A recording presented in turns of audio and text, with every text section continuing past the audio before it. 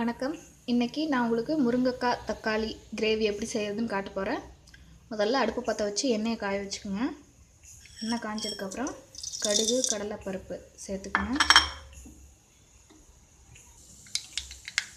இப்போ கடுகும் கடலைப்பருப்பு பொரிஞ்சிருச்சு.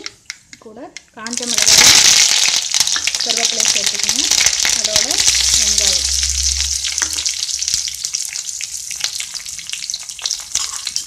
அதோட வெங்காயம் சேர்த்து வதக்கணும்.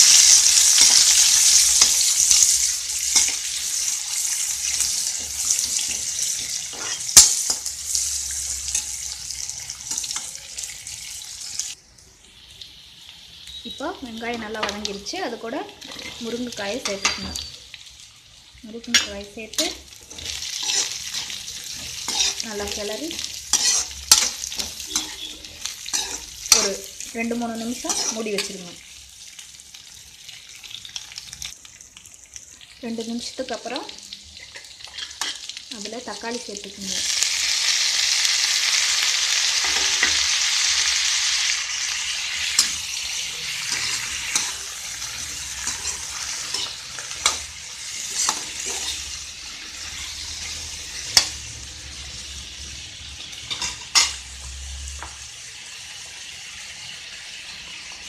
இதில் தேவையான அளவு உப்பு,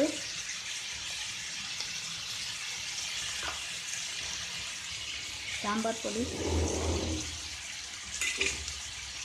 கொஞ்சமாக கரம் மசாலா பொடி,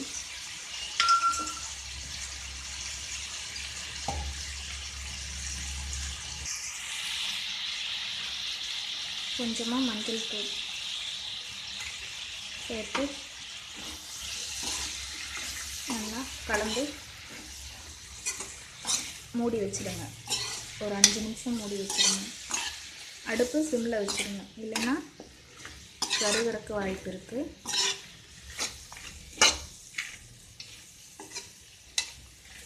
இப்போ நான் 5 நிமிஷம் மூடி வைக்க போகிறேன்.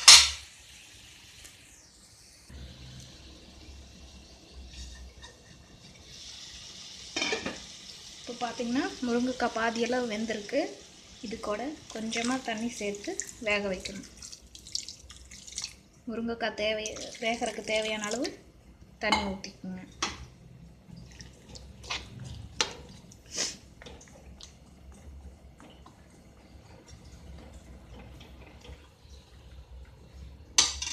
இப்போ மூடி வச்சுருங்க. இன்னும் ஒரு 5 நிமிஷம் கழித்து பார்க்கலாம். இப்போ 5 நிமிஷம் கழித்து பார்த்தீங்கன்னா உங்களுக்கு முருங்கைக்காய் நல்லா வெந்திருக்கும். இதை சர்வ் பண்ண வேண்டியதுதான். நன்றி. இப்போ முருங்கைக்காய் தக்காளி கறி ரெடி ஆயிடுச்சு. இதை நீங்களும் வீட்டில் ட்ரை பண்ணி பாருங்கள். நன்றி.